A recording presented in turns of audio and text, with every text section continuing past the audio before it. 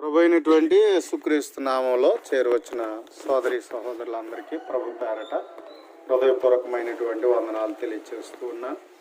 దేవుని యొక్క మహాకృపను బట్టి మరి యొక్క ప్రభు దినము దేవుని యొక్క సన్నిధిగా గడుపుటకు, దేవుని యొక్క రెక్కల నీడను మనము విశ్రమించుటకు దేవుడు మనకిట్టి సమయం మనకి ఇచ్చినందుకు దేవునికి కృతజ్ఞతాస్తుతులు చెల్లించవలసిన బద్దులమై ఉన్నాం. అంతేకాకుండా ఆరాధనలో దేవుని వాక్యమును వినుటకు మనము మన మనస్సును సిద్ధం చేసుకొని శ్రద్ధ కలిగి దేవుని మాటలు వినవలసినటువంటి వారమై ఉన్నాం. ప్రియమైనటువంటి దేవుని వారలారా, కీర్తన గ్రంథం నుండి దేవుని వాక్యోపదేశం మనం పొందుతూ ఉన్నాము. 13వ కీర్తనను ఈ దినాన్ని మనము నేర్చుకుందాం. 13వ కీర్తన. 13వ కీర్తనలో ఈ రీతిగా ప్రధాన గాయకుడైనటువంటి దావీదు కీర్తన. దావీదు ఈ కీర్తన భాగం అంతట్లో నన్ను ఎన్నాళ్ళ వరకు నన్ను మరిచిపోదువు, నిత్యం మరిచిదువా, నామకు విముఖుడు అయ్యిందువా అని తను అడుగుతున్నటువంటి రీతిని మనం చూడగలుగుతా ఉన్నాం. అంటే దావీదు ఎక్కువ కాలం తన బాధలతో, ఎక్కువ కాలం ఎంతకాలం ఈ పరిస్థితి, నేను ఎంతకాలం నేను తరంబడాలి, ఎంతకాలం నేను శత్రు భయం చేత నేను నడుచుకోవాలి, బ్రతికింతేనా అనుకునేటువంటి రీతిలో తను దేవుణ్ణి అడుగుతున్నటువంటి రీతిని మనం చూస్తూ ఉంటాం. ఎందుకంటే చిన్న వయసులో 16 సంవత్సరాల వయసు ఉండొచ్చు దరిదాపు. ఆ వయసులో నువ్వు ఇశ్రాయేలుకు రాజు అని చెవిలో చెప్పారు కానీ బహిరంగంగా చెప్పలే. సమూయేలు ప్రవక్త నువ్వు ఇశ్రాయేలుకు రాజు అని తను ఏం చేయబడ్డాడు అన్నట్లయితే ఎన్నిక చేయబడినట్లుగా తెలియదు. అప్పటి నుంచి రాజుగా సింహాసనం మీద కూర్చుని గొప్పగా తను చేయవలసినటువంటి పరిస్థితుల్లో ఆ విధంగా కాకుండా తరమబడుతూ పిరికివాడిగా, లేకపోతే తప్పించుకునేటువంటి రీతిలో పరిగెడుతూ ఉన్నటువంటి పరిస్థితులు తన జీవితంలో కలిగి ఉన్నాడు. అది ఎంతకాలం అనేటువంటి విషయాన్ని మనం చూస్తే తను చాలా కాలం ఈ పరిస్థితులు తను ఎదుర్కొన్నాడు. ఎప్పుడైతే దేవుడు నువ్వు ఇశ్రాయేలుకు రాజు అవుతావు అనేటువంటి మాట ఎప్పుడైతే తన చెవిన పడిందో, అక్కడ నుండి ఆ తర్వాత నుంచి తన కష్టాల జీవితం తన జీవితంలో ప్రారంభమయ్యాయి. సౌలు రాజు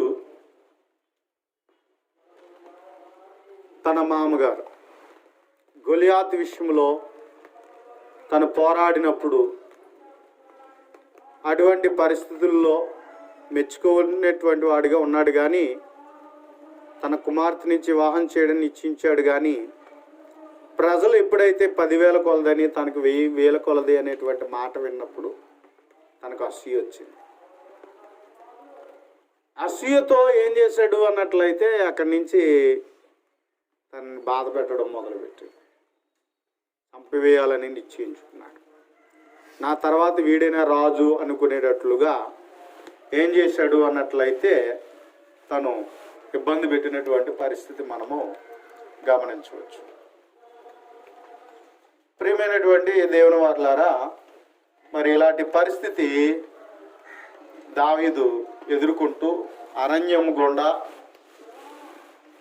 తరం పడుతున్నటువంటి పరిస్థితిలో ఎంతో కాలము తను వెళ్తున్నటువంటి పరిస్థితులు మనం గమనించవచ్చు. అయితే ఇటువంటి పరిస్థితులలో కష్టాల చేత, శ్రమల చేత తరమబడుతూ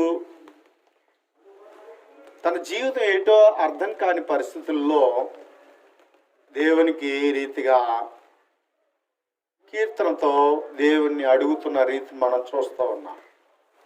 ఏమని అడుగుతున్నాడు అంటే ఈ 13వ కీర్తనలో, యెహోవా ఎన్నాళ్ళ వరకు నన్ను మరిచిపోదువు, నిత్యము మరచెదవా? నాకెంతకాలము విముఖుడవై యుందువు? ఎంతవరకు నా మనస్సులో నేను చింతపడుదును?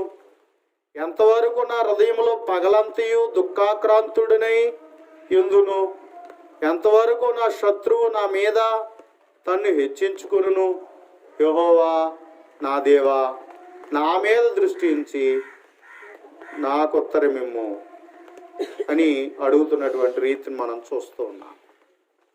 ఎన్నాళ్ళ వరకు నేను ఎంతకాలం ఓర్చుకోవాలి? ఎన్నాళ్ళ వరకు నన్ను మరచదు? నాయన, నేను ప్రార్థిస్తున్నాను, నిన్ను శరణజొచ్చుతున్నాను. ఎన్నాళ్ళు నేను ప్రార్థించినా శరణజొచ్చున్నా నాకేమి ఏర్పడుతుందంటే కష్టాలే, శ్రమలే ఉన్నాయి అని దావీదు అంటూ ఉన్నాడు. ఒకవేళ నన్ను మర్చిపోయావా? నేను నీ సముఖమందు నేను జ్ఞాపకముకు లేనా అనేటువంటి రీతిలో ఇక్కడ తను అడుగుతున్న రీతి మనం గమనించవచ్చు. నిత్యము మరిచెదవా అంటున్నాడు. అంటే మరిచిపోయావా అని.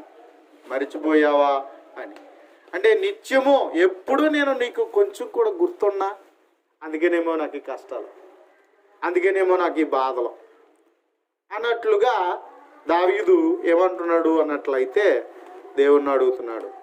నాకు ఎంతకాలం విముఖుడు అయ్యిందో, అసలు నాకు దగ్గరగా ఉండవా? నువ్వు ఎక్కడో ఉన్నావా? అసలు ఎలాంటి కష్టాల్లో నాకు దగ్గరగా రావా అని అడుగుతున్నటువంటి రీతి మనం చూస్తూ ఉన్నాం. ఎంతవరకు నా మనస్సులో నేను చింతపడుదును? ఎప్పుడు నిట్టూర్పులేనా? నా మనసు వ్యాకులతతో చెందవలసిన ఎలా బ్రతకాలి, ఎక్కడికి పారిపోవాలి అనేటువంటి చింతతోనే నేను ఉండాలా, అలాగే చింతిస్తూ ఉండాలా అనేటువంటి రీతిలో ఎంతవరకు అంటున్నాడు. ఎంతవరకు నా హృదయములో పగలంతయు దుఃఖాక్రాంతుడైంది. పోనీ రాత్రిలేనా? పగలో కూడా. పోనీ ఎవరైనా అయితే రాత్రులు బిక్కుమని ఉంటారు. నాకైతే పగలో కూడా సుఖం లేదు, దుఃఖాక్రాంతుడనై ఉందును. పగలో కూడా దాక్కునే పరిస్థితి. ఎక్కడ అపాయం వస్తుందో, ఏం జరుగుతుందో అనేటువంటి భయమే అనేటువంటి రీతిలో తను మాట్లాడుతున్నాడు. ఇంకేమంటే ఎంతవరకు నా శత్రువు నా మీద తను హెచ్చించుకున్నాను. కాబట్టి దావీదు మీద తన శత్రువు హెచ్చించబడుతూ మంచి భలే జరిగింది వీడికి అనేటువంటి ఆనందపడేటువంటి పరిస్థితే ఏర్పడుతుంది. ఎంతవరకు నా మనసులో నేను చింతపడుదును, ఎంతవరకు నా హృదయంలో పగలంతా దుఃఖాక్రాంతుడైందును, ఎంతవరకు నా శత్రువు నా మీద తన్ను హెచ్చించుకుంటాడు అని అడుగుతున్నాడు. యెహోవా నా దేవా, నా మీద దృష్టించుము, నాకు ఉత్తరమిమ్ము అంటున్నాడు. దేవా, ఇప్పుడైనా నాకు సహాయపడవా అంట. అరే, భక్తిగా ఉంటున్నాడు, దేవుని యందు భయభక్తులు కలిగి ఉంటున్నాడు, దేవునికి ఎంతో నమ్మకంగా ఉంటున్నాడు. మరి ఇంతలా ఉన్న దావీదు యొక్క జీవితంలో ఎలాంటి పరిస్థితులు ఎరిగినప్పుడు ఎంతవరకు ఇంచుమించు 37 సంవత్సరాల తర్వాత, 17 సంవత్సరాలు అనుకుంటా, 15 సంవత్సరాల తర్వాత తను ఏం చేయబడ్డాడు అన్నట్లయితే ఇశ్రాయేలు మీద రాజు అయ్యాడు. అరే, 15 సంవత్సరాలు పైబడే తను ఎక్కువగా ఏం పడ్డాడంటే బాధలు పడ్డాడు, తరం పడ్డాడు. 1 సంవత్సరమా 2 సంవత్సరాలా? ఇశ్రాయేలు మీద రాజు అయ్యేంత వరకు కూడా తను తరం పడుతూనే ఉన్నాడు, బాధపడుతూనే ఉన్నాడు. మరి అందుకని ఇంత లాంగ్ టైం, 15 సంవత్సరాలు అంటే ఏమన్నా తక్కువ టైం ఏంటి? ఒక మనిషి యొక్క జీవితంలో కష్టాలు ఎదుర్కొనే పరిస్థితి తను ఎదుర్కొంటున్నప్పుడు, కాబట్టి నన్ను మర్చిపోయావా? నన్ను నిత్యము విడిచిపెడతావా? నాకు విముఖుడు అయిందువా? నేను ఇంకెలాగ రోజు చింతపడ్డమేనా? నా హృదయంలో పగల కూడా నాకు సంతోషం లేకుండా దుఃఖపడ్డమేనా? ఏంటి నా పరిస్థితి అన్నట్లుగా నా శత్రువు నన్ను చూసి నా మీద ఎప్పుడు కూడా తను హెచ్చించుకుంటున్నాడే. కాబట్టి ఈ పరిస్థితి నాకు ఉన్నదే అనేటువంటి రీతిలో దావీదు ఏం చేస్తున్నాడు అంటే బాధపడుతూ దేవుణ్ణి అంటున్నాడు, నా దేవా, నా మీద దృష్టించి నాకు ఉత్తరం, నాకు దూరంగా ఉండొద్దు, ఇప్పటికైనా సహాయం చేయి అనేటువంటి రీతిలో దేవుణ్ణి అడుగుతూ ఉన్నాడు. అటువంటి పరిస్థితుల్లో 4వ కీర్తనలు అంటాడు, 4వ వచనంలో అంటున్నాడు, నేను మరణ నిద్రను అందకుండాను, వాని గెలిచి తినేనని నా శత్రువు మీద చెప్పుకొనకుండాను నేను తూలిపోయి ఉండగా నా విరోధులు హర్షింపుకున్నట్లును నా కన్నులకు వెలుగేమో అంటున్నాడు. నా శత్రువు హెచ్చించబడి వాని మంచి బలి గెలిచాను, ఇంకా అయిపోయింది అనుకొని శత్రువు సంతోషించేలా చేయకు. నేను తూలి ఉండగా నా విరోధులు హర్షింపుకున్నట్లుగా నా ఎడల నా కన్నులకు వెలిగేమో. పగవాడు నవ్వుతూ ఉంటుంటే ఎంత బాధ అండి. పగవాడు ఈడు ఎప్పుడు చూసినా ఇలా ఉంటాడో అని మనం తీసి పడేస్తూ ఉంటుంటే మనమేమో దుఃఖంలో ఉంటే ఎంత బాధాకరంగా ఉంటుంది. కాబట్టి ఎంతకాలం ఇది అనేటువంటి రీతిలో దావీదు ఏం చేస్తున్నాడు అన్నట్లయితే ప్రియమైన వారులారా దుఃఖపడుతూ ఉన్నాడు, దేవుణ్ణి అడుగుతూ ఉన్నాడు. తరం పడుతూనే ఈ పరిస్థితి కలిగి ఉన్నాడు. ఈరోజు ఇటువంటి ప్రశ్నలే నీ జీవితంలో కూడా కలిగి ఉండొచ్చు. ఈ రోజుల్లో ఇటువంటి ప్రశ్నే నీ జీవితంలో నా జీవితంలో కూడా వచ్చి ఉండొచ్చు. ఎంతకాలం చేసినా, ఎంత కష్టపడినా ఇంట్లో గెలవలేకపోతున్నానో, బయట గెలవలేకపోతున్నానో, నా బ్రతికేంటి, నా పరిస్థితి ఏంటి, ఇలాంటివి మనం కూడా మన జీవితంలో అప్పుడప్పుడు దేవుని దేవా, ఒకవేళ నేనేం గుర్తుకులేనా, ఒకవేళ నన్ను మర్చిపోయావా, ఒకవేళ నాకు విముఖుడు పోయిందో, నా రాతింతేనా, నా బతుకింతేనా అని మనం కూడా కొన్నిసార్లు దేవుని ఎదుట కూడా అడుగుంటాం. ఒక్కోసారి ఎదురైన కష్టాలని ఎలా ఎదుర్కోవాలో అర్థం కాక దేవుని దగ్గరికి వెళ్ళి మనం ఈ రీతిగా అడుగుంటాం. ఏంటి నాయన మా ఇంట్లో కష్టాలు ఏంటి, లేకపోతే నా బతుకులో కష్టాలు ఏంటి, నేను ఎంత కష్టపడినా, ఎంత నమ్మకంగా ఉన్నా, ఎంత బాధ్యతగా ఉన్నా, ఎంత నిజాయితీగా ఉన్నా, ఎంత యథార్థంగా ఉన్నా, ఏంటి నాకు ఎదురయ్యేటువంటి ఇలాంటి పరిస్థితులు, నాకు మేలు చేయవా, నాకు సహాయం చేయవా అనేటువంటి రీతిలో ఈ రీతిగా ఇక్కడ అడుగుతున్నటువంటి పరిస్థితి మనం కూడా అడుగుతూ ఉండొచ్చు. కనుక ప్రియమైనటువంటి దేవుని వర్లారా, మరి దావీదు జీవితంలో మనం చూసినట్లయితే దేవుడు విడనాడిన వాడిగా లేడు. ఎంత కష్టపడినా, దేవుని నిమిత్తం ఎంత కష్టపడినటువంటి దావీదు యొక్క జీవితంలో తన జీవితంలో ఏ విధంగా అయినా ఒకవేళ వెనుకబడిపోయాడా అనేటువంటి పరిస్థితి మనం చూస్తే లేడు. అతను రాజు అయ్యాడు. దేవుడు అన్నట్టు ప్రకారంగా, దేవుడు మాట ఇచ్చిన ప్రకారంగా దేవుడు అతన్ని రాజుగా చేసాడు. కాబట్టి ఆ విధంగా తన జీవితాన్ని నిలబెట్టినటువంటి పరిస్థితి మనము గమనించవచ్చు. ఏమంటాడు సమూయేలు గ్రంథంలో మనం చూసినట్లయితే, 2వ సమూయేలు మనం చూసినప్పుడు, సమూయేలు 2వ గ్రంథం మనం చూసినట్లయితే దేవుని మాట ఈ రీతిగా ఉన్నది. సమూయేలు 2వ గ్రంథము 5వ అధ్యాయం మనం చూసినట్లయితే,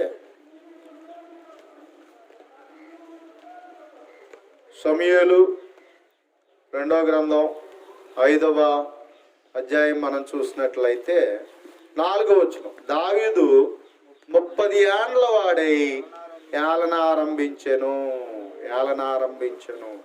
40 సంవత్సరాలు పరిపాలన చేసెను. హెబ్రోనులో అతడు యోధా వారందరి మీద 7 సంవత్సరాలు 6 మాసాలు, యెరూషలేములో ఇశ్రాయేలు యోధా వారందరి మీద 33 సంవత్సరాలు పరిపాలన చేశాడు. దావీదు 40 సంవత్సరాలు పరిపాలన చేశాడు. కాబట్టి ఇక్కడ మనం చూసినట్లయితే, అయితే రాజు అన్న కాడి నుంచి ఏమంటే రాజు అయిపోలేదు, కానీ రాజు అవుతావని మాట ఇచ్చిన కాడి నుంచి తన జీవితంలో ఏమైందంటే కష్టాలు ఎదురయ్యాయి, బాధలు ఎదురయ్యాయి. నువ్వు కూడా దేవుణ్ణి నమ్ముకుంటే దేవుడు నాకు మేలు చేస్తాడో, మంచి జరుగుతుంది అని నువ్వు అనుకుని దేవుళ్ళలోకి వచ్చి ఉండొచ్చు. అయితే దేవుణ్ణి నమ్ముకున్న కాడి నుంచి నాకేమొచ్చాయంటే కష్టాలు వచ్చాయి, శోధనలు వచ్చాయండి. నేను ఎంత కష్టపడినా, ఎంత మంచిగా వెళ్ళినా నా జీవితంలో కష్టాలు ఎదురవుతున్నాయి, కానీ మంచి ఏం జరగట్లేదు అనేటువంటి పరిస్థితి ఉండొచ్చు. ఎందుకు దేవుడు నన్ను చూస్తున్నాడా లేదా, అసలు నన్ను అంగీకరించాడా లేదా, అసలు నాకు తోడుగా ఉంటాడా లేదా? ఇలాంటి ప్రశ్న మన జీవితంలో ఎదురవుతూ ఉండొచ్చు. అయితే ప్రియమైనటువంటి దేవుని వారలారా, దేవుడు విడనాడువాడా? దేవుడు మర్చిపోయేవాడా? దేవుడు మన జీవితాలు సిగ్గుపడినట్లుగా, అవమానం పొందినట్లుగా మన జీవితాలను విడిచిపెట్టేటువంటి వాడా అనేటువంటి విషయాన్ని మనం చూసినట్లయితే, దావీదు ఇంత మాట్లాడుతూ తర్వాత తను అంటున్నటువంటి మాటలు చూసినట్లయితే మనకు ఒక ఆదరణకరమైన విషయాలు గ్రహించబడతాయి. అదేంటి అన్నట్లయితే 13వ కీర్తన 5వ వచనం మనం చూసినట్లయితే, నేనైతే నీ కృపయందు నమ్మిక ఉంచి ఉన్నాను, నీ రక్షణ విషయమై నా హృదయము హర్షించుచున్నది. యెహోవా నాకు మహోపకారములు చేసి ఉన్నాడు, నేను ఆయనను కీర్తించేదను అని చెప్తున్నాడు. నేనైతే మరి కష్టాలు వచ్చినాయని దేవుడు నన్ను మర్చిపోయాడేమో అనుకొని, దేవుడు నన్ను విడిచిపెట్టాడేమో అనుకొని, దేవుడు నాకేమి చేయడు అనుకొని దావీదు దేవుని విడిచిపెట్టలేదు సుమా. దావీదు దేవుని సన్నిధికి వెళ్ళడం మానవేయలేదు సుమా. దావీదు దేవుని కట్టడలను ధ్యానించకుండా ఉండలేదు సుమా.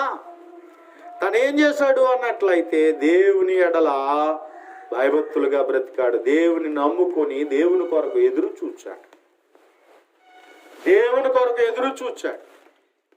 అన్ని కష్టాలలో ఇంచుమించు ఎంతో కాలం, సుదీర్ఘ కాలం తన జీవితంలో ఏం జరిగినాయి అన్నట్లయితే 10 సంవత్సరాలు పైబడి తన బ్రతుకులో కష్టాలు వచ్చాయి, బాధలు వచ్చాయి, తరమబడుతూ ఉన్నాడు, ఎక్కడో దాక్కున్నాడు, ప్రాణాపాయంతో బ్రతుకు జీవించాడు.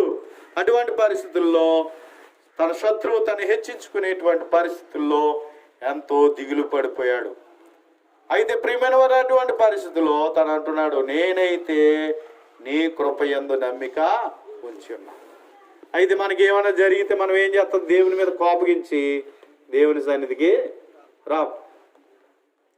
మనకి ఏదైనా జరిగిందనుకోండి, మనకు అనుకూలంగా జరగలేదనుకోండి, మనం అన్నట్టుగా జరగలేదనుకోండి, నాకెందుకు దేవుడు ఇలా చేశాడు అని చెప్పేసి మనం ఏం చేస్తాం? దేవుని మీద కోపం పెట్టుకొని దేవుని సన్నిధి మానేస్తాం, ప్రార్థన చేసుకోవడం మానేస్తాం, బైబిల్ చదవడం మానేస్తాం. ఇంక మొత్తం ఇలాగ మనము నిర్లక్ష్యంగా జీవించేటువంటి పరిస్థితి మనకు ఉంటాం. అయితే ప్రియమైనటువంటి దేవుని వారలారా, ఒక విషయాన్ని నువ్వు గుర్తుపెట్టుకో, కష్టపడకుండా ఏది రాదు. కష్టపడకుండా ఏది కూడా రాదు, అవునా? కష్టపడితేనే వస్తుంది. అలాగే దేవునిలో కూడా వచ్చిన తర్వాత మనం దేవుని కొరకు కష్టపడాలి. కష్టపడితేనే మనకేమొస్తుంది? ఆశీర్వాదాలు వస్తాయి. కష్టపడితేనే ఆశీర్వాదాలు వస్తాయి. కాబట్టి మన జీవితంలో ఒకవేళ మన జీవితంలో ఈ విశ్వాసానికి తగిన పరీక్ష మన జీవితంలో ఎదురైనప్పుడు మనం చేయవలసింది ఏంటన్నట్లయితే ఓర్పు కలిగి మనము నమ్మకంగా జీవించాలి. ఓర్పు కలిగి మనం దేవుని మీదే ఆధారపడి, దేవుడే ఉన్నాడని, దేవుడే నాకు దిక్కని, దేవుడే నాకు సహాయకుడని, దేవుడు నన్ను విడనాడని నమ్మకంతో దేవుని మీద కనిపెట్టుకోవాలి. అంతే తప్ప కష్టాల మీద కష్టాలు వచ్చేస్తున్నాయి, బాధల మీద బాధలు వచ్చేస్తున్నాయి, ఏంటి నా పరిస్థితి అయిపోయిందా, నా జీవితం, ఏయో దేవుడు ఇక్కడ నాకు ఏమి చేయడేమో, నేను ఇంతేనేమో అని చెప్పేసి దిగులు పడిపోవడం కాకుండా దేవుని మీద మనం ఏం చేయాలంటే ఆశ పెట్టుకుని బ్రతకాలి. దేవుని కొరకు నమ్మిక పెట్టుకుని ఆ నమ్మకంతో మనం ఎదురు చూస్తూ ఉండాలి. యాకోబు రాసిన పత్రిక 1వ అధ్యాయం 2వ వచనం మనం చూసినట్లయితే, యాకోబు రాసిన పత్రిక 1వ అధ్యాయం 2వ వచనంలో, నా సహోదరులారా, మీ విశ్వాసమునకు కలుగు పరీక్ష ఓర్పును పుట్టించినని ఎరిగి మీరు నానా విధములైన శోధనలో పడినప్పుడు అది మహానందమని ఎంచుకునుడి అని చెప్తున్నాడు. ఏమండి? నా సహోదరులారా, మీ విశ్వాసమునకు కలుగు పరీక్ష ఓర్పును పుట్టించునని ఎరిగి. ఏటా కష్టాలు వస్తే, విశ్వాసానికి పరీక్ష వస్తే, కష్టాలు వస్తే, శ్రమలు వస్తే ఏమొస్తుందట? ఓర్పు వస్తుంది. ఓర్మి పట్టాలి, ఓర్పు వస్తుంది. కాబట్టి మనం ఓర్పును కలిగి ఓర్మి పట్టడానికి, ఓర్పు కలిగి ఉండడానికి మన జీవితంలో ఏముండాలి అన్నట్లయితే, ఇదిగో పరీక్ష వచ్చినప్పుడు మహానందంగా ఎంచుకోవాలి. అదేంటండి బాబు, కష్టాలు వచ్చినప్పుడు ఆనందంగా ఎవరు ఉండగలరు? బాధలు వచ్చినప్పుడు ఎవరు ఆనందంగా ఉండగలరు? అవమానాలు వచ్చినప్పుడు ఎవరు ఆనందంగా ఉండగలరు? అది కష్టమే కదా అనవచ్చు. కానీ మనకు ఒక సూత్రం చెప్పబడుచున్నది, అది ఏంటంటే ఆనందించుడి. ఎప్పుడు లాభాలు వస్తే ఆనందిస్తాం, అండ్ మంచి జరిగితే, మేలు జరిగితే ఆనందిస్తూ ఉంటాం. కానీ అది కాదు. కానీ మన జీవితంలో మనం చేయవలసింది ఏంటంటే, ప్రభు అయినటువంటి యేసుక్రీస్తు ఏం చెప్తున్నాడు అన్నట్లయితే, కష్టాలలోని ఏం చేయాలి? మనం ఆనందించాలట. ఏం చేయాలా? ఆనందించాలి. ఏమంటాడు చూడండి, మత్తయి సువార్త 5వ అధ్యాయం, మత్తయి సువార్త 5వ అధ్యాయం మనం చూసినట్లయితే ప్రియమైన వారలారా, అక్కడ చెప్తూ ఉన్నాడు. మత్తయి సువార్త 5వ అధ్యాయం 11, 12 వచనాలు మనం చూసినప్పుడు, 10వ వచనం నుండి, నీతి నిమిత్తం హింసింపబడు వారు ధన్యులు, పరలోక రాజ్యము వారిది. నా నిమిత్తము జనులు మిమ్మల్ని నిందించి, హింసించి, మీ మీద అబద్ధంగా చెడ్డ మాటలల్లా పలుకున్నప్పుడు మీరు ధన్యులు, సంతోషించి ఆనందించుడి, పరలోకమందు మీ ఫలము అధికమవును. ఇలాగ వారు మీరు పూర్వమందున్న ప్రవక్తలను హింసించిరి అంటున్నాడు. కాబట్టి ప్రియమైన వారులారా, నీతి నిమిత్తం, నీతిగా బ్రతకడం అంటేనే కష్టపడడం అండి. నీతి నిమిత్తం హింసింపబడిన వారు ధన్యులు. విశ్వాసము ద్వారా, దేవుని యందలి విశ్వాసము ద్వారా మనం ఏమవుతాం అంటే నీతిమంతులు. కాబట్టి ఇదిగో ఆయన వాక్యమును బట్టి, ఆయన వాక్యము నీతిని ప్రబోధిస్తుంది.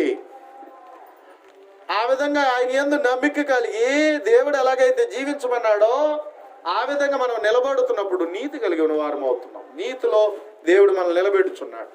అలా నీతిలో నిలబడినప్పుడు నీతిమంతులకు ఏముంటాయంటే హింస ఉంటుంది అన్నాడు. నీతి నిమిత్తము హింసింపబడి వారు ధన్యులు, పరలోక రాజ్యము వారు.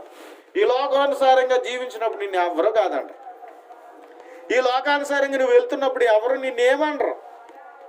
నువ్వు తాగే, తిరిగే, ఏం చేయి, నిన్నెవరు పట్టించుకో. కానీ దేవుణ్ణి నమ్ముకుని దేవుని కొరకు ఒక నీతిగా బ్రతకడానికి నువ్వు ఎప్పుడైతే ప్రారంభించావు, అక్కడి నుంచి అడుగడుగున నీకు ఆటంకాలు ప్రారంభమవుతాయి.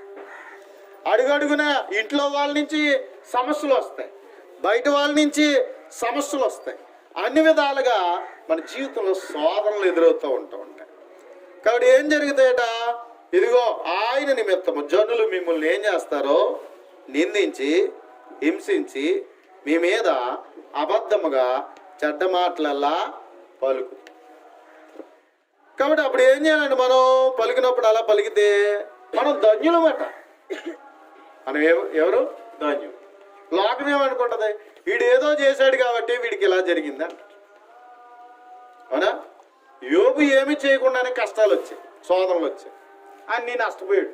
ఎంతో గొప్పగా ఊర్లో లేకపోతే ఆ ప్రాంతంలో ఒక ఉన్న ధనవంతుడిగా, తన పేరు పొందిన ప్రఖ్యాతి కలిగినటువంటి వ్యక్తిగా యోబు ఉన్నాడు. అలాంటి యోబుకి ఏమొచ్చాయంటే కష్టాలు వచ్చాయి, అన్నీ కోల్పోయాడు. వచ్చి స్నేహితులు అన్నారు, నువ్వేదో చేసావు కాబట్టి నీకు ఇలా జరిగిందా. అరే నేనేం చేశాను, నేనేమీ చేయలే, నేను నీతిగానే బ్రతికాను అని చెప్తున్నాడు. అబ్బాయి లేదు, నువ్వేదో భక్తిహీనుడిగా బ్రతుకుంటావు, నువ్వేదో దుష్టుడిగా బ్రతుకుంటావు. ఇలాగ మాటలతో తను ఏం చేస్తున్నారంటే వేధిస్తున్నారు. అటువంటి పరిస్థితుల్లో ప్రియమైనటువంటి వారులారా ఏం చేయగలడు? కాబట్టి వాటిని సహించాడు. కాబట్టి దేవుని నమ్ముకున్నాడు, దేవుని విడిచిపెట్టలే, దేవుని నమ్ముకున్నాడు. దేవుడు చెప్పిన దానికి ప్రత్యత్తాపడి ఒప్పుకున్నాడు. తన స్థితి ఏంటో తను గ్రహించాడు. అందుకని దేవుడు అతన్ని ఏం చేశాడంటే దీవించాడు, రెండంతలుగా ఆస్వాదించిన పరిస్థితి మనం చూస్తున్నాం.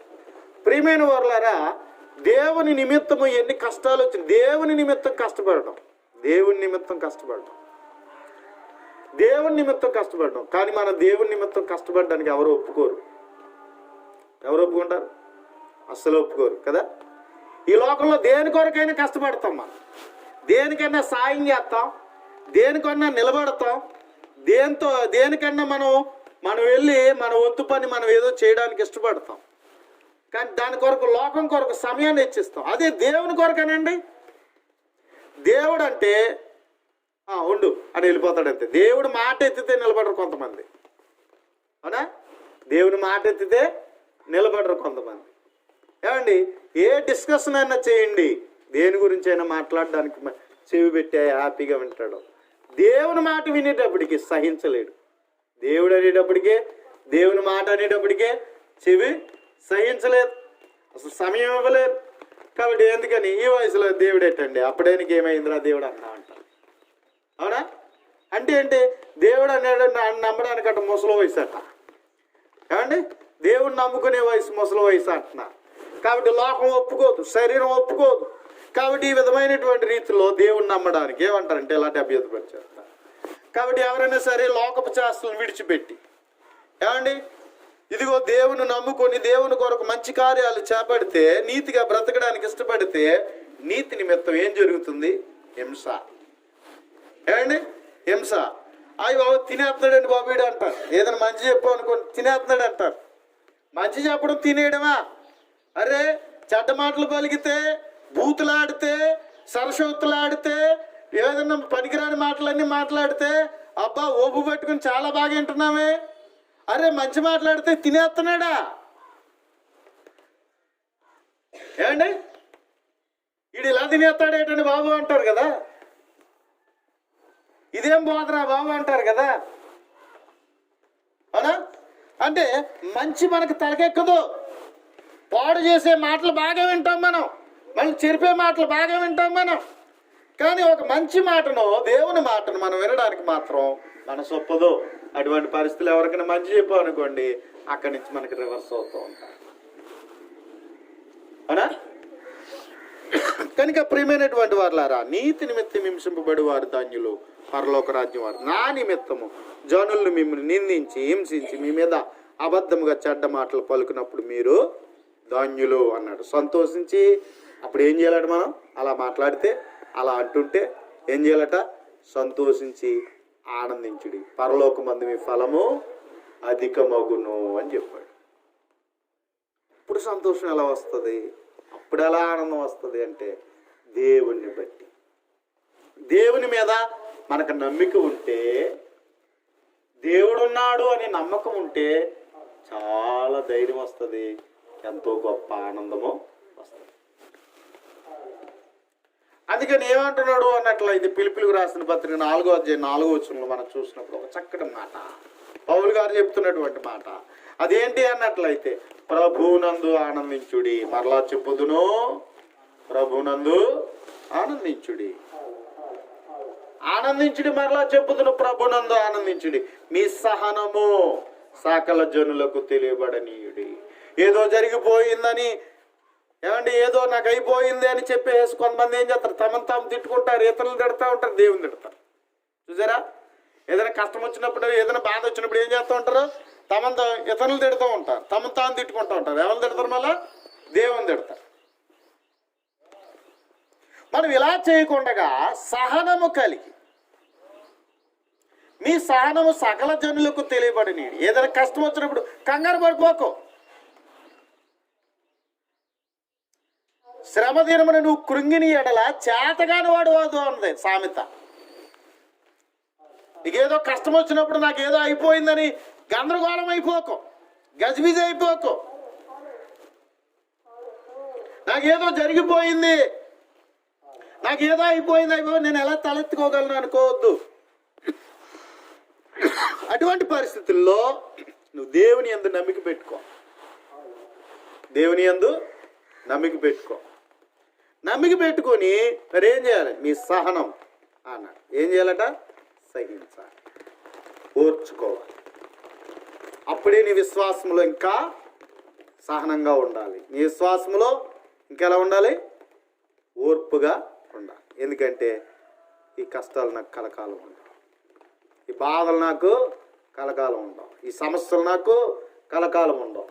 వీటన్నిటిలో నుండి తప్పించే దేవుడు ఉన్నాడు. వీటన్నిటిని జయింపజేసేటువంటి దేవుడు నాకు తోడున్నాడని, ఆయన ప్రేమ ఉన్నదని మనం ఏం చేయాలన్నట్లయితే మనం ఎదురు చూడాలి. అందుకని ప్రియమైన వారులారా, ప్రభునందు ఆనందించడం, మరలా చెప్పుదును, ఆనందించుడి, మరలా చెప్పుదును ప్రభునందు ఆనందించుడి, మీ సహనము సకల జనులకు తెలియబడనీయుడి అన్నాడు. ఇంకేమంటున్నాడు? మీ సహనము సకల జనులకు తెలియబడనీయుడి. ప్రభు సమీపంగా ఉన్నాడు, ఆయనకు దూరంగా ఉన్నాడు అనుకోకండి. దావీదు అంటున్నాడు, ఎంతకాలం నన్ను విడనాడదు, ఎంతకాలం నన్ను మరిచిపోతువు, నన్ను నిత్యము మరిచెదవా, నా శత్రువులు తలెత్తుకునేలాగా చేస్తున్నావా, ఏంటైనా అని చెప్పేస్తాను అడుగుతూ ఉన్నాడు. ఇవన్నీ మాట్లాడుతూ మరలా తను తొందరపడి మాట్లాడుతూనే చివరికి మాట అంటున్నాడు. ఏం చెప్పుకొచ్చాడు? లాస్ట్ వచనం 5వ వచనంలో ఏండి, నేనైతే నీ కృప యందు నమ్మిక ఉంచును. ఎస్, దేవుడు కృప గలవాడు. దేవుడు ఎవరు అన్నట్లయితే కృప గలవాడు,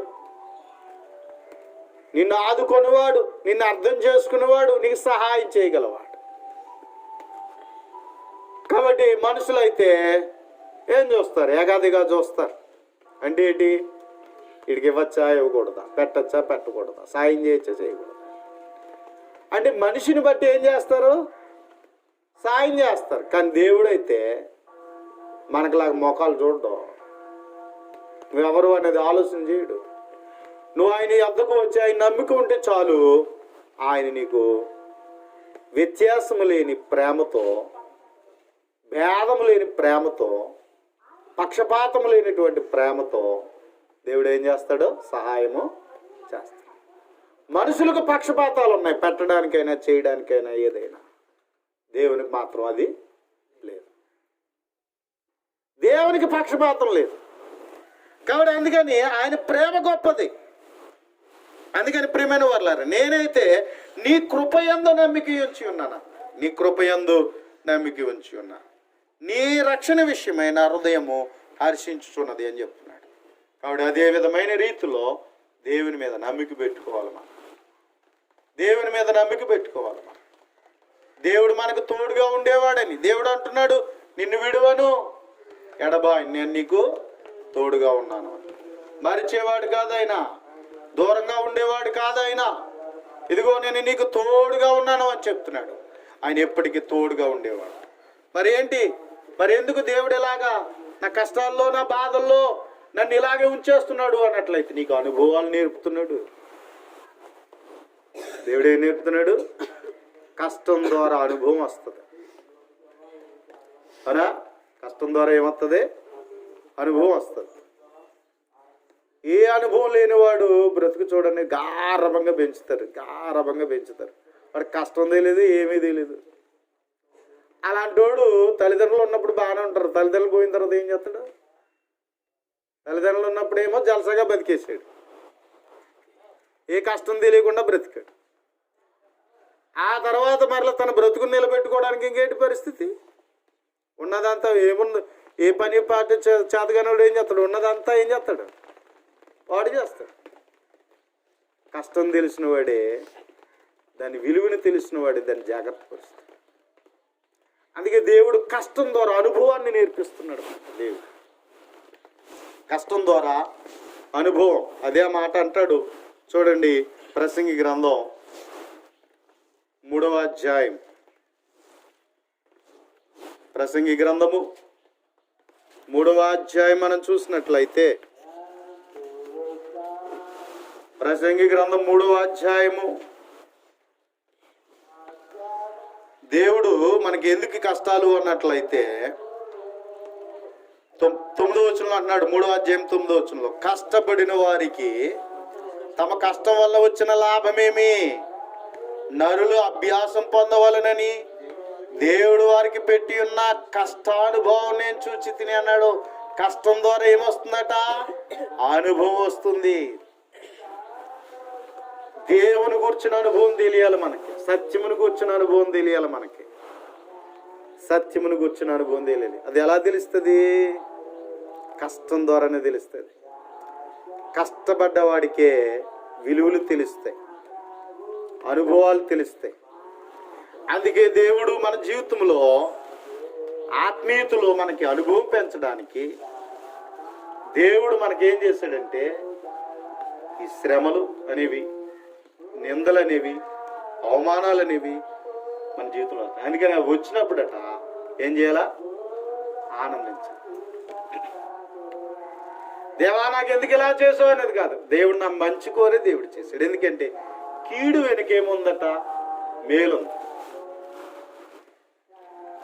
కీడు వెనక ఏముంది? మేలుంది.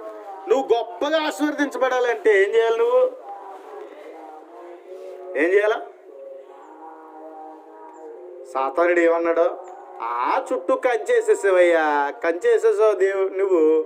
మరి కంచేసినోడు ఏమంటాడు? దేవుడు దేవుడు అంటాడు అన్నాడు. అందుకని దేవుడు ఏం చేశాడు? సర్లే నువ్వేం చేస్తావు వచ్చే, నీకు అప్పచెప్పేశాను అన్న. శోధించాడు. శోధించినప్పుడు తన అనుభవపూర్వకంగా దేవుడిని ఎరిగినటువంటి వాడై ఇంకా దగ్గర అయిపోయాడు కదా యోబు. కష్టాల్లో ఉన్నటువంటి వారు దేవునికి ఇంకా బాగా అర్థం చేసుకుని దేవునికి దగ్గర అవుతారు. తెలుసండి?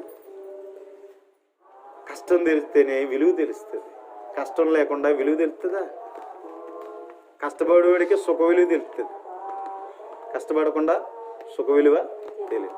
ఒకవేళ ముందుగానే సుఖపడరా బాబు అని చెప్పేసి అంతా ఇచ్చేసారనుకోండి, ఏం చేస్తాడో దాని విలువనే లేకుండా దాన్ని పాడు చేస్తాడు. అదే కష్టపడి సంపాదించినోడు ఏం చేస్తాడు? ప్రతిదీ జాగ్రత్త తీసుకుంటాడు. అదే గారంగా పెంచినోడికి మంచి క్రమశిక్షణతో పెంచిన పిల్లలకి తేడా. అలాగే దేవుడు మనకి ఒక మంచి క్రమశిక్షణ నేర్పుతున్నాడు. అంచేత దావీదు అప్పటికీ అలాగన్నప్పటికీ, దేవా నేనైతే నీ కృపయందు నేను నమ్మిస్తున్నాను, నువ్వు అనుగ్రహించే రక్షణను బట్టి నేను హర్షిస్తున్నాను అని చెప్పి. దేవుడు విడిచిపెట్టేవాడు కాదండి, దేవుడు మర్చిపోయేవాడు కాదండి. ఒకవేళ నీ కష్టాలు నిన్ను పెట్టేసి నువ్వు ఎలా బతుకుతావు ఎలాగోలాగా వచ్చారని ఆయన అనేవాడు కాదు దేవుడు. మరి ఏం చేస్తున్నాడట ఆయన? నిన్ను నిలబెడటానికి, నిన్ను గెలిపించడానికి దేవుడు నీకు తోడుగా ఉంటున్నాడు. దేవుడు విడిచిపెడతలే, నిన్ను గెలిపించడానికి, నిన్ను జయింపజేయడానికి దేవుడు ఏం చేస్తున్నాడు? ఆయన నీకు తోడుగా ఉంటున్నాడు. దేవుడు నీకు తోడుగా ఉండి ప్రతి అనుభవాన్ని నేర్పిస్తూ నిన్ను నిలబెడుతున్నాడు. కనుక ప్రియమైనటువంటి దేవుని వారలారా, కష్టం తెలియకపోతే పాడు చేస్తాం, కష్టం విలువ తెలిస్తే దాన్ని జాగ్రత్త చేస్తాం. అందుకనే దేవుడు మన జీవితంలో ఈ కష్టాలని మన జీవితంలో ఇస్తున్నాడు. ఆ అనుభవాన్ని మనకు తెలియాలి. ఎందుకంటే ఉత్తుని వచ్చింది ఎవరు కూడా ఏం చేస్తారు? ఉత్తుని వచ్చింది ఏదైనా సరే సరికి లెక్క చేయరు. అదే కష్టపడి కొనుక్కున్నారనుకోండి చాలా జాగ్రత్త పెడతారు. ఉత్తిరిచ్చింది అయితే అలా పెడతారు, పెద్ద పట్టించుకోరు. అది విలువైంది సరే పెద్ద పట్టించుకోరు ఉత్తిరిచ్చింది. కానీ కష్టపడింది నేను కష్టపడాను ఇది నాది అనేటువంటి కేర్ ఉంటుంది. అది ఉత్తిరిచ్చిన దానికి కేర్లెస్. ఇప్పుడు మీకు బైబుల్ ఉత్తిరిచ్చావు అనుకోండి, అది పెద్ద పట్టింపు ఉండదు. అదే నువ్వు కొనుక్కున్నావు అనుకోండి, అమ్మో ఎంత పెట్టి కొనుక్కున్నాను ఇది నాది అంట, అక్కడి నుంచి జాగ్రత్త సరే నేను అట్ట జిప్పేసుకుంటే సరే జాగ్రత్త పెట్టుకుంటా. అదే మీకు ఆ విలువ తెలియకుండా ఎప్పుడు ఉచితంగా ఇస్తున్నారు అనుకోండి, ఏం జరుగుతుంది? దాని విలువ ఎప్పుడు కూడా తెలియదు. ఇస్తున్నారు కదా అని చెప్పేసి ఏం చేస్తుంటారు? ఇప్పుడు మన పిల్లలైనా సరే తల్లిదండ్రులు వాళ్ళు అర్థం చేసుకోలేదు అనుకోండి, మా నాన్న మనకి భలే కొనేస్తున్నాడు అని చెప్పేసుకుని ఎప్పటికప్పుడు పాడు చేసి మళ్ళీ అయిపోయి మళ్ళీ కొన్నాను అంటారు. అవునా? అదే తల్లిదండ్రులు బాధను అర్థం చేసుకున్న పిల్లలు ఏం చేస్తారు? అమ్మో మా నాన్న చాలా కష్టపడుతున్నాడు, ఆయన కష్టపడకూడదు, జాగ్రత్త చేసుకోవాలనేటువంటి జ్ఞానం. అవునా? అంతేనండి. కనుక ప్రియమైనటువంటి దేవుని వారలారా, అందుకే దేవుడు మనకు కష్టాలు పెడుతున్నాడు. పరలోకం అనే భాగ్యం ఎంత గొప్పదో నీకు అర్థం కావాలా. మానవుని యొక్క జీవిత విలువ ఏంటో నీకు అర్థం కావాలా. అది ఆ విలువ నీకు అర్థమవుతే నువ్వు చాలా జాగ్రత్తగా జీవితాన్ని నిలబెట్టుకుంటావు.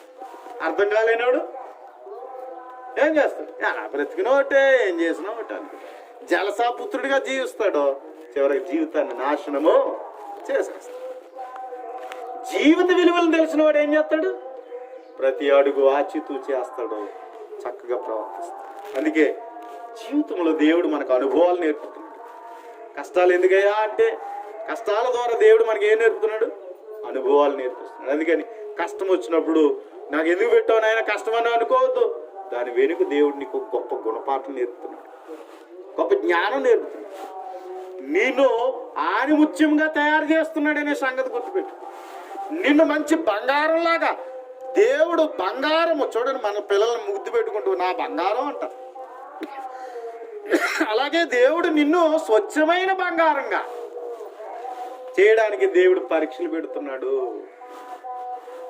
స్వచ్ఛమైన బంగారంగా చేయడానికి. అందుకని అటువంటి పరిస్థితుల్లో దేవునికి దగ్గర అవుతే, విశ్వాసం కలిగి ఉంటే దేవుడు నిన్ను నన్ను ఎంత బంగారంలో చేస్తున్నాడు అనేటువంటిది అర్థం చేసుకో. స్వచ్ఛమైన బంగారం, కల్తీ లేని బంగారంగా దేవుడు నిన్ను నన్ను చేయడానికి మన జీవితంలో ఏమిస్తున్నాడు? కష్టాన్ని. కాబట్టి కష్టపడేవాడు ఎప్పుడు కూడా నష్టపోడండి. చిన్నప్పటి నుంచి ఎన్నో కష్టాలు పడ్డాడండి ఇప్పుడు అంటాం, కానీ అలాంటి వాళ్ళు, కష్టపడిన వాళ్ళు నిజంగా వాళ్ళు ఒక మెట్టు ఎక్కిన వారిగానే ఉంటారు. అలాంటి వాళ్ళని మనం చూస్తూ ఉంటాం. కాబట్టి ప్రియమైన వారులారా, కష్టానుభవం మన మంచి జీవితానికి నడిపిస్తుంది అనే సంగతి గుర్తు, మంచి విలువలు కలిగిన జీవితాన్ని నిలబెడుతుందనే సంగతి గ్రహించండి. అంచేత దేవుని యందు నమ్మిక ఉంచాలి. కాబట్టి ఇంకేమంటాడు అన్నట్లయితే, రోమీయులకు రాసిన పత్రిక 8వ అధ్యాయం, రోమీయులకు రాసిన పత్రిక 8వ అధ్యాయం 35వ వచనం, క్రీస్తు ప్రేమ నుండి మనల్ని ఎడబాపువాడు ఎవడం? ఏమండి, ఆయన ప్రేమ శాశ్వతమైన ప్రేమ, పుట్టింది మొదలుకొని మరణ పర్యాంతం మనల్ని నడిపించే ప్రేమ దేవుని ప్రేమ. ఏమండి, దేవుని ప్రేమ చాలా గొప్పది. క్రీస్తు ప్రేమ నుండి మనల్ని ఎడబాపువాడెవడో? ఇదిగో మన జీవితంలో ఏవి రావచ్చు?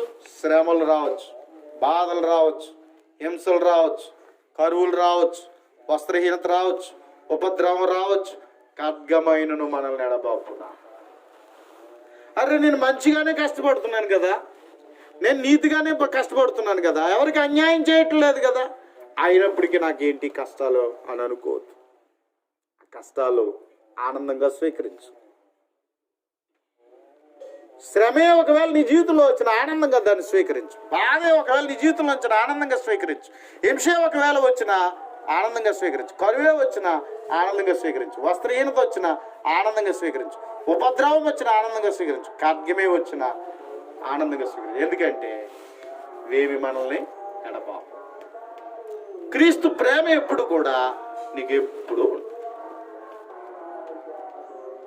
ఇవి ఎంతకాలం ఉంటాయి? దావీదు జీవిత కాలంలో 10 సంవత్సరాలు పైబడి ఉన్నాయి. తర్వాత 40 సంవత్సరాలు రాజయ్యాడు. తర్వాత తను చేసిన తప్పిదాన్ని బట్టి కష్టాలు తెచ్చుకున్నాడు, కానీ దేవుడైతే మాత్రం ఆ కష్టాలను ఇవ్వలేదు. ఏమండి, తను చేసిన తప్పిదాల వల్ల కష్టాలు తెచ్చుకున్నాడు, కానీ దేవుడు మాత్రం ఏమివ్వలేదు? కష్టాలు ఇవ్వలేదు. అందుకని ఒకవేళ నువ్వేమైనా మిస్టేక్ చేస్తే, తప్పిదం చేస్తే, తప్పు చేయడం వల్ల నువ్వేమైనా సమస్యలు ఎదుర్కొంటావేమో, కానీ దేవుడు మాత్రం కష్టపడిన తర్వాత, నిన్ను హెచ్చించిన తర్వాత దేవుడు నీ జీవితంలో ఒక మంచిగానే దేవుడు చేస్తున్నాడు అనే విషయాన్ని గుర్తుపెట్టు. అందుకని నీ జీవితంలో ఏమైనా వచ్చినప్పుడు కలవర పడిపోకు, దిగులు పడిపోకు, నిరాశ పడిపోకు, చేతగా ఏంటంటే శ్రమ దేని మన కురుంగిపోకు. ఏమైపోతావు? చేతగాని వాడివైపోతావు. మరి అప్పుడు ఏం చేయాలి మనం? మరి కురగకుండా ఏం చేయాలి? ధైర్యం తెచ్చుకోవాలి.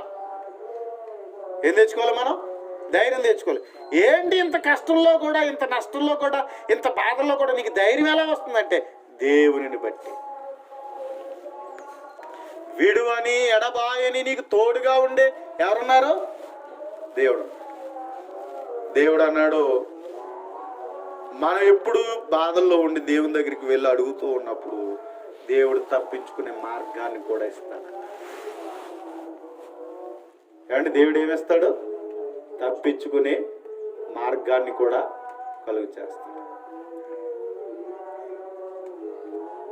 దాన్ని ఎలా ఇంత బరువు పోయలేకపోతున్నాను, ఇంత కష్టాన్ని భరించలేకపోతున్నానంటే ఆ కష్టము కూడా భరించగలిగేటువంటి రీతిలో దేవుడు నీకు సహాయం చేస్తాడు. అందు నుండి తప్పించగలిగే రీతిలో కూడా దేవుడు నీకు సహాయం చేస్తాడు. అందుకని ఏం చేయాలన్నట్లయితే ఇవేమి మనల్ని ఎడబాపనేరవు. ఎందుకు అంటే క్రీస్తు ప్రేమ మనకి ఎప్పుడు తోడుగా ఉంటుంది. అండ్ క్రీస్తు ప్రేమ మనకి ఎప్పుడు కూడా తోడుగా ఉంటుంది. అంచేత 37వ వచనంలో అంటున్నాడు, ఆయనను మనల్ని ప్రేమించిన వాని ద్వారా మనం వీటన్నిటిలో అత్యధిక విజయం పొందుచున్నాము అన్నాడు. అత్యధిక విజయము పొందుచున్నాము. అత్యధికమైన విజయం దేవుడిచ్చేటువంటి వాడు. మామూలు విజయం కాదు, అత్యధికమైన విజయం. కాబట్టి నువ్వు కృంగిపోవలసిన పరిస్థితి లేదు. కనుక 38వ వచనంలో, మరణమైనను జీవమైనను దేవదూతులైనను ప్రధానులైనను ఎత్తైనను లోతైనను సృష్టింపబడిన మరి ఏదైనను మన ప్రభువైన క్రీస్తు యేసునందలి దేవుని ప్రేమ నుండి మనల్ని ఎడబాపనేరవని రూఢిగా నమ్ముచున్నాం. కాబట్టి ఎటువంటి నమ్మిక మనకు అవసరం. నమ్మాలి దేవుని యందు. దేవుడు నీకు కష్టాలు పెట్టేసి ఊరకని నీ జీవితాన్ని నాశనం చేసేవాడిగా దేవుడు లేడు. నిన్ను ఓడిపోయేటట్లుగా చేయడు. శత్రువు ఎదురు నిన్ను ఓడిపోయినట్లుగా చేయడు. ఎందుకంటే ఆయన యందు విశ్వసించేవారు సిగ్గుపడరు అన్నాడు. దేవుని యందు నమ్ముకుంచిన వారు సిగ్గుపడరు. ఒకవేళ ఈ రోజు నిన్ను ఎవరన్నా మాట అనేసి నిన్ను దూషించి అవమానపరిచిన వాళ్ళే ఒక రోజున వాళ్ళ నోటి మీద నోరేసుకుని ఇలాంటి వాడిని మనం అన్నావు అని చెప్పేసి మరలా తిరిగి నీ దగ్గరికి వచ్చి సమాధాన పడేటట్లుగా దేవుడు చేయగలడు. ముందు నిన్ను అపార్థం చేసుకుని నేను అనొచ్చు. ప్రారంభంలో 2-3 ఉండేవాళ్ళు మనం. ఈ 2-3కి కూడా గంట చెప్పుకుంటాడు ఎట్రా బాబు అనుకున్నాడు ఒక ఆయన. ఈ 2-3కి కూడా గంట చెప్పుకుంటున్నాడు ఏంట్రా బాబు, ఇది ఎక్కడ కూడా రా, ఏదో తేల్చుకుని పోవచ్చు కదా, ఆ గంట కూడా అలా అంత చెప్పడం ఎందుకు అనుకున్నాడు. కానీ నేను ఎంత బాధపడ్డానో, నేనేం పడ్డాను అనేటువంటిది మరలా ఆయన క్రీస్తు సంఘంలోకి వచ్చిన తర్వాత, క్రీస్తు సంఘ సభ్యుడైన తర్వాత ఆ పరిచర్యకు తను చూసి అమ్మో ఆయన ఎందుకు ఇంత కష్టపడ్డా అని ఇప్పుడు అర్థం చేసుకున్నాడు. ముందు నేను కష్టపడింది ఏమో తనకు అర్థం కాలే. ఇదేంటిది ఎంత కష్టపడడం ఎందుకు వచ్చింది, 2-3 ఉన్నప్పుడు ఇంత బాధ ఎందుకు, ఎన్ని సంవత్సరాలు చెప్పుకోవాలి. కానీ నేను ఎందుకు ఇంత కష్టపడుతున్నాను, ఎందుకు ఇంతలా వాక్యం చెప్పవలసిన అవసరం వచ్చిందో అతను క్రీస్తు సంఘ సభ్యుడైన తర్వాత, ఆ సభ్యుడిగా తను నడుచుకుంటున్న తర్వాత నా బాధను ఇప్పుడు అతను అర్థం చేసుకుని నిజమే తను ఒక ఆత్మను సంపాదించడానికి, దేవుని సత్యాన్ని సమాజానికి తెలియపరచడానికి నిజంగా తను చాలా బాధపడుతున్నాడు అని ఇప్పుడు తను అర్థం చేసుకున్నాడు. ఇప్పుడు ఇది అవసరం అనేటువంటి విషయాన్ని, ఇలా చెప్పాలి అనేటువంటి విషయాన్ని, సమయమందును అసమయమందును దేవుని వాక్యాన్ని ప్రకటించాలి అనేటువంటి విషయాన్ని సోదరులు గ్రహించారు. చెప్తారు తర్వాత. కానీ ఇంతకుముందు నేను చేసిన పని అతనికి అర్థం కాలే. ఎందుకు ఇలాగే ఇంత చూపు చెప్పుకుంటాడు, ఎందుకు ఇలా ఇంతలా బాధపడతాడు అని అనుకున్నాను. కానీ ప్రియమైన వాళ్ళరా, తర్వాత నేను పడిన కష్టం ఏంటో, దేవుని కొరకు నేను పడుతున్న కష్టం ఏంటో అర్థం చేసుకుని ఇప్పుడు తను చెప్తున్నాడు. తన కుటుంబం కూడా మీరు ఎక్కడికి వెళ్ళకండి, మీరు ఎక్కడికి వెళ్ళినా రక్షణ ఉండదు, సత్యమైన సంఘం ఇదిగో వెళ్ళండి అని చెప్పేసి తన కుటుంబాన్ని ప్రోత్సహిస్తున్నారు. అయితే మనుషులకు భయపడి రావట్లే. తన కుటుంబాన్ని ఇక్కడికి వచ్చి ఆరాధన చేయాలని ఏం చేస్తున్నాడు, ప్రోత్సాహపరుస్తున్నాడు. కాకపోతే సమాజానికి జడిసి వాళ్ళు రావట్లే. ఇప్పటికీ చెప్తున్నారు, మీరు ఎంత ఎక్కడికి వెళ్ళి మీరు ఎంత ప్రార్థన చేయండి, ఎన్ని విధాలు చేయండి, అది ఉపయోగం లేనిది అనేటువంటి రీతిలో చెప్తున్నారు. ఆవిడ చెప్తుంది, మా అబ్బాయి ఎక్కడికి వెళ్ళమంటున్నాడండి బాబు అని. కానీ ఏం చేస్తామండి, లోకాన్ని భయపడుతున్నామండి అంట. కనుక ప్రియమైనటువంటి దేవుని వారులారా, మనం క్రైస్తవులుగా నమ్మకస్తు మనం జీవిస్తున్నప్పుడు ఎదుటి వారికి అర్థం కాకపోవచ్చు, మనల్ని నవ్వులాటగా లేకపోతే మనల్ని అవమానపరిచే రీతిలో ఒకవేళ ఏదైనా అని ఉండొచ్చు. కానీ ఒకరోజు దేవుడు వాళ్ళ కళ్ళు తెరుస్తాడు, మరలా తిరిగి వచ్చి సమాధాన పడే స్థితి దేవుడు చేస్తాడు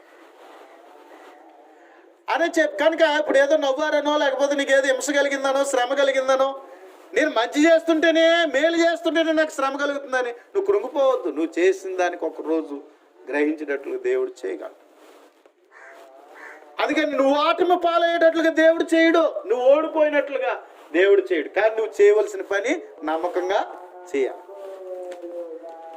అది కష్టంగా ఉన్నా సరే, శ్రమగా ఉన్నా సరే, బాధల్లో ఉన్నా సరే, ఒకవేళ ఏ పరిస్థితి నువ్వు ఎదురైనా నీ నమ్మకత్వాన్ని మాత్రం నువ్వు కోల్పోకూడదు. నువ్వు నమ్మకంగానే పనిచేయాలి.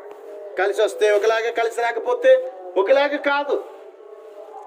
ఏ పరిస్థితిలోనైనా నువ్వు సరే దేవుళ్ళు ఎలా ఉండాలి? మనం నమ్మకంగా పనిచేయాలి. అలా పనిచేస్తే దేవుడు తప్పకుండా మనల్ని ఏం చేస్తాడు? జయించేటట్లుగా చేస్తాడు. జయించేటట్లుగా దేవుడు చేస్తాడు. కనుక ప్రియమైనటువంటి దేవుని వారలారా, అంచేత మనం చేయవలసిన పని నమ్మకంగా చేయాలి. కష్టం వచ్చిందని విడిచిపెట్టేకో, అండి నీకు అవమానం వచ్చిందని విడిచిపెట్టేకో, నీకు వస్త్రహీనత వచ్చిందని, దుఃఖం వచ్చిందని, లేకపోతే ఏ పరిస్థితులు వచ్చినాయని నువ్వు వెనకాడుకో. దేవుని విషయంలో నువ్వు వెనకాడుకో. నువ్వు నమ్మకంగా ఉండు. నువ్వు నమ్మకంగా ఉంటే దేవుడు నీ జీవితంలో అత్యధికమైన విజయాన్ని కలుగు చేస్తాడు. ఎందుకంటే క్రీస్తు ప్రేమ నుండి ఎడబాపు వారన్నట్టు. మొదటి శతాబ్ద క్రైస్తవ్యం చూడండి. అసలు మనకుండే అవకాశం ఉందా వాళ్ళకి? మనకులాగా ఆరాధన చేసుకోవడానికి, సువార్త ప్రకటించడానికి ఏమైనా అవకాశాలు ఉన్నాయా వాళ్ళకి? అయినప్పటికీ ఆ శ్రమల్లోనే, ఆ నిందల్లోనే, అవమానాల్లోనే, అబద్ధంగా చెడ్డ మాటలలో పలుకుతున్న పరిస్థితుల్లోనే ఏమండి వాళ్ళు ఎంతో ధైర్యం తెచ్చుకుని ఏం చేశారు అన్నట్లయితే దేవుని మీద మరింత నమ్మకంతో సువార్త పనిని చేశారు. కాబట్టి అలా దేవుని కొరకు నమ్మకంగా జీవించారు వాళ్ళు. అందుకే ఈరోజు సువార్త పని ఇంత విస్తృతంగా సర్వ ప్రపంచానికి వాళ్ళు అందించారు. వాళ్ళు విశ్వాస వీరులు, వాళ్ళు త్యాగం చేసిన వాళ్ళు, వాళ్ళు నమ్మకస్తులు. దేవుని కొరకు కష్టపడిన వాళ్ళు అంటే వాళ్ళు. మనమెంత? ఒక 2 గంటలు దేవుని కొరకు ఇవ్వలేము. ఒక వారంలో ఒక గంట సమయం దేవునికి ఇవ్వలేము. మనం ఎంతటి వాళ్ళు? పేరుకు మాత్రం ఉన్న గొప్పలు చెప్పుకునే వాళ్ళు, మాటల మీద పప్పలు కాల్చే వాళ్ళమే కానీ వాస్తవానికి మన జీవితంలో పెదాల మీద పప్పలు కాల్చే వాళ్ళమే. ఏమండి? వాస్తవానికి మనము గొప్పలు చెప్పుకుంటాం, చేసేదేమో ఏముండదు కానీ పేరుకు మాత్రం గొప్ప చెప్పుకుంటూ ఉంటాం. ఇది మన జీవితంలో వాస్తవానికి. కానీ ప్రియమైన వారులారా, మొదటి శతాబ్ద క్రైస్తవ్యంతో, భక్తులతో మనం పోల్చుకుంటే అరే నేను ఏ పాటి వాడిని అనిపిస్తాను, నేను ఎంతటి వాడిని అని అనిపిస్తాను. కాబట్టి ప్రియమైనటువంటి దేవుని వారులారా, అంచేత దావీదు తనేమన్నాడంటే, ఎంతకాలము నన్ను విడిచిపెట్టావా, నన్ను మర్చిపోయావా, నా శత్రువుని ఎదుట ఒకవేళ నన్ను ఇలా ఉంటావు ఇలా మాట్లాడుతూ, ఒక విధంగా కృంగునట్టుగా మాట్లాడుతూ నమ్మికతో తను చెప్తున్నటువంటి మాట ఏంటో తెలుసా? 5వ వచనంలో, నేనైతే నీ కృపయందు నమ్మిక ఉంచి ఉన్నాను, నీ రక్షణ విషయమై నా హృదయం హర్షించున్నది. అవును, దేవుడు ఎవరు విడిచిపెట్టరో, ఎవరు మరిచినా ఎవరు మర్చిపోరు? దేవుడు మర్చిపోడు. దేవుడు మర్చిపోయేవాడు కాదు, దేవుడు విడిచిపెట్టేవాడు కాదు. నా కష్టాలు ఎవరు చూస్తున్నారు? అసలు దేవుడు చూస్తున్నాడా లేదా? అసలు నా ప్రార్థన వింటున్నాడా లేదా నువ్వు అనుకోవచ్చేమో, కానీ దేవుడు వింటున్నాడు. కానీ దేవుడు ఒక రోజు నిన్ను హెచ్చించబోతున్నాడు. నువ్వు పడిన కష్టానికి, నువ్వు పడిన శ్రమకు, నువ్వు పడినటువంటి ప్రతి దేవుడు తగిన రీతిలో దేవుడు హెచ్చించేటువంటి ఒక రోజు ఉన్నది. అయితే ఏం చేయాలా? ఓర్పుతో ఏం చేయాలా? మనం ఎదురు చూడాలి. కాబట్టి అందుకే నేనైతే నీ కృపయందు నమ్మిక ఉంచున్నా, నిరక్షణ విషయమే నా హృదయం హర్షించున్నది. యెహోవా నాకు మహోపకారములు చేసి ఉన్నాడు. కష్టాల్లో కూడా దేవుడు ఏం చేస్తాడో తెలుసా? మహోపకారాలు.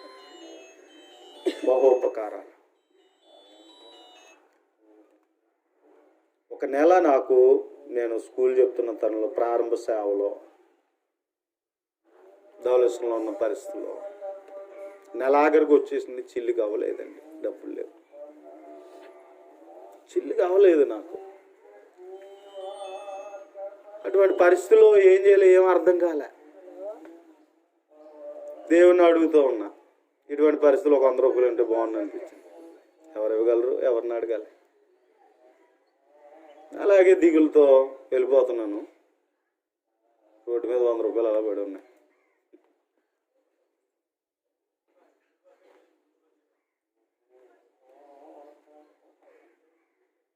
ఏం చేస్తాను? సంతోషంగా తీసుకుంది. ఎవరిది ఏమైనా చూసాను, ఎవరు లేవు, అక్కడ పడిపోయి ఉన్నాయి.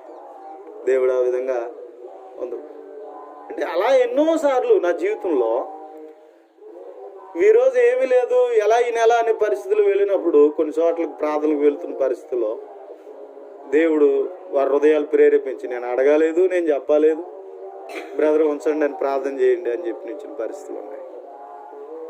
అలానే అవసరతలు తీర్చబడ్డాయి. కాబట్టి మనం దేవుని పని నమ్మకంగా చేస్తే దేవుడు మన అవసరం తీరుస్తాడు. దేవుడు తీర్చేవాడు, మనకు ద్వారాలు తెరిచేవాడు. అందుకని మనం నా దగ్గర ఏమీ లేవు ఇంక ఇలా గాల్లో దీపం పెట్టి దేవుడు అంటే ఏం దొరుకుతుంది అనుకోవడం కాదు.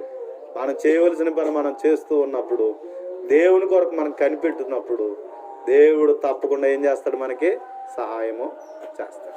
దేవుడు మహోపకారాలు చేసేవాడు. దేవుడు నీకు ఉపకారం చేసేవాడు. దేవుడు నిన్ను విడిచిపెట్టేవాడు కాదు దేవుడు.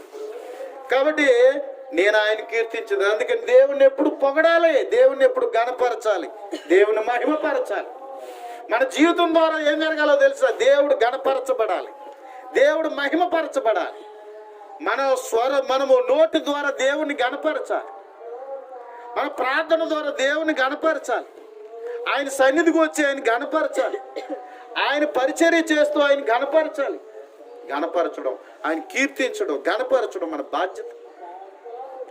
కనుక ప్రియమైనటువంటి దేవుని వారలారా, అందుచేత ఇదిగో ఎంతకాలం అంటే దేవుడు మాత్రం విడిచిపెట్టేవాడు కాదు. నువ్వు అనుకుంటున్నావేమో దేవుడు నన్ను చూస్తలేదు, నా ప్రార్థన వింటలేదు, నన్ను మర్చిపోయాడు, వాళ్ళని గుర్తున్నానా లేదా అనుకున్నావేమో. లేదు, దేవుడు ఎప్పుడు నీతో ఉండేవాడు. అయితే తగిన సమయం వద్ద దేవుడు నేనేం చేస్తాడు, హెచ్చిస్తాడు. అప్పుడు వారికి ఏం చేయాలా? ఓర్పు కలిగి, ఓర్పుతో విశ్వాసాన్ని ఏం చేయాలి, కొనసాగించాలి. నా జీవిత అనుభవంలో దేవుడు నాకు మేలు చేయుచున్నాడు. అలాగే దేవుడు నీ జీవితంలో కూడా నీ విశ్వాసతను బట్టి దేవుడు కూడా నీకు మేలు చేసేటువంటి వాడు. కనుక ప్రియమైనటువంటి వారులారా, మరొక మాట చూసుకుని మనం ముగింపు వెళ్దాం. యెషయా గ్రంథం మనం చూసినట్లయితే, యెషయా గ్రంథము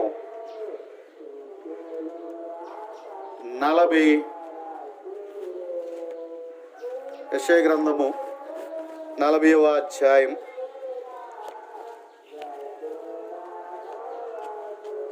40వ అధ్యాయము మనం చూసినట్లయితే 31వ వచనం.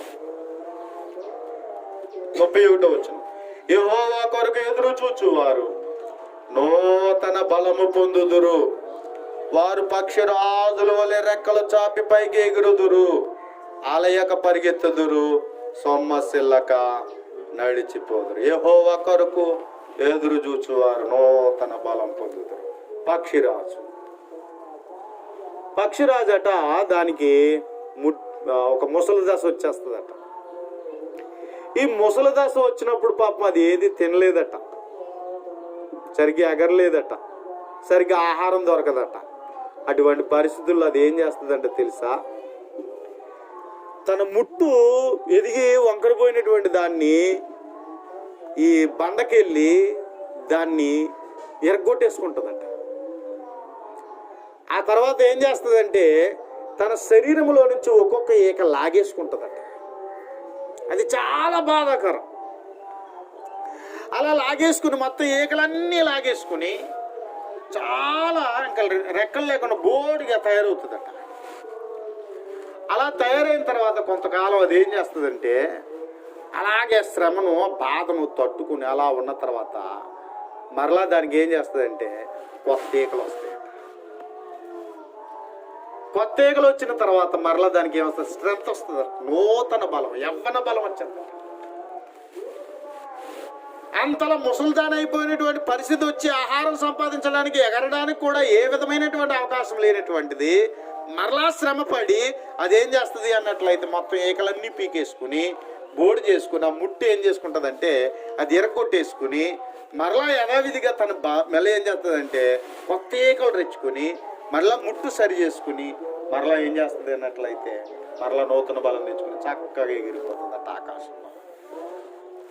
మరలా నూతన బలంతో చక్కగా ఆహారం సంపాదించుకుంటుందట పక్షిరాజుకు. అది అలాగే దేవుని నిమిత్తం నువ్వు నేను కూడా కష్టపడితే, అలా యెహోవా కొరకు ఎదురు చూస్తే, కష్టాల్లో బాధల్లో మనం యెహోవా కొరకు ఎదురు చూసినట్లయితే మనకి కూడా దేవుడు ఏమిస్తాడట? నూతన బలం. వారు పక్షిరాజు వలె రెక్కల చాపి పైకి ఎగురుదురు. ఒకవేళ అయ్యో నేను ఎందుకు ఎగరలేకపోతున్నాను, నేను ఎక్కడ చూసినా ఇదిగో నాకు సరైనటువంటి స్థితి లేదు, ఎదుగుదల లేదు, అభివృద్ధి లేదు, నేను ఇదిగో ముసలోళ్ళలాగా ఏది నా బతుకేంటి ఇలాగున్నది, బలం ఉన్నది కానీ అది సరైన ఉపయోగం లేదు, ఏ పరిస్థితి లేదు అనేటువంటి రీతిలో ఒకవేళ మనం దిగులు పడుతూ ఉండొచ్చు.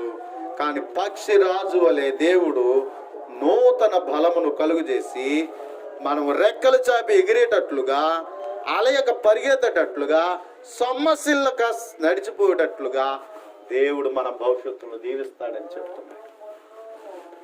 దేవుడు చేయగల సమర్థుడు, మనకైతే అసాధ్యం, దేవునికి సమస్తం సాధ్యం.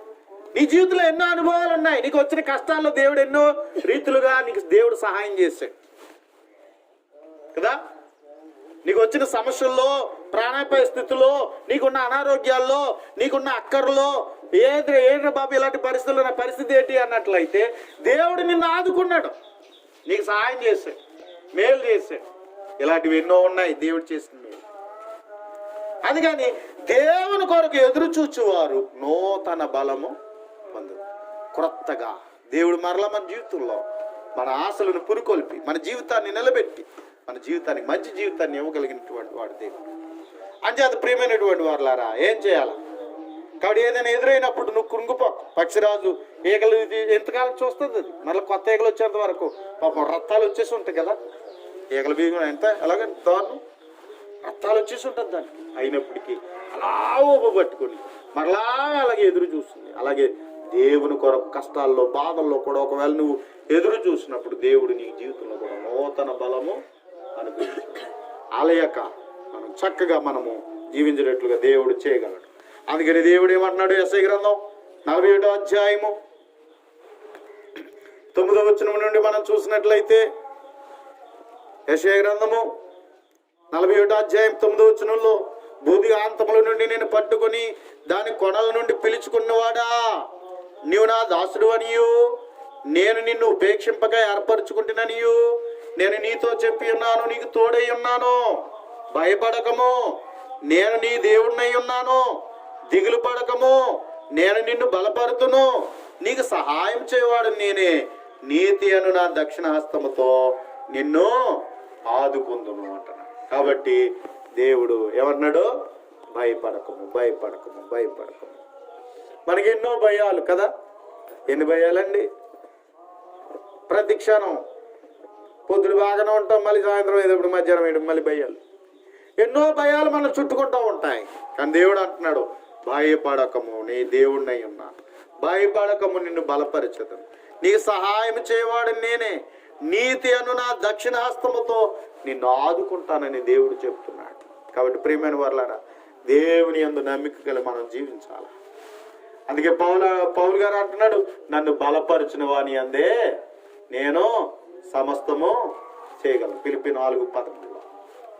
నన్ను బలపరిచిన వాని అందే నేను సమస్తము చేయగలను. దేవుడు బలపరచువాడు, దేవుడు ఆదుకునేవాడు, దేవుడు సహాయం చేయగలిగినటువంటి వాడు, మనల్ని నిలబెట్టేటువంటి వాడు. కనుక ప్రియమైన వారులారా, అంచేతే మన ఏ పరిస్థితి ఒకవేళ నీ జీవితంలో దేవుని నమ్ముకున్న కాడి నుంచి కష్టాలు నీకు రావచ్చు కానీ, బాధలు నీ జీవితంలో రావచ్చు కానీ, ఏదైనా ఒకవేళ గొర్రెతో ఒక బెత్తులాగా నీ జీవితం ఉండొచ్చు కానీ, ఎదుగుదల లేని పరిస్థితి నీ జీవితంలో ఉండొచ్చు కానీ, ఒకవేళ కుటుంబ పరిస్థితులు, నిన్ను అర్థం చేసుకోలేని పరిస్థితులు, నువ్వు వేదనతో, దిగులుతో బాధపడేటువంటి పరిస్థితులు నీ జీవితంలో ఉండొచ్చు. అయితే అటువంటి సమయంలో దేవుని యందు మరింత నమ్మిక కలిగి దేవునికి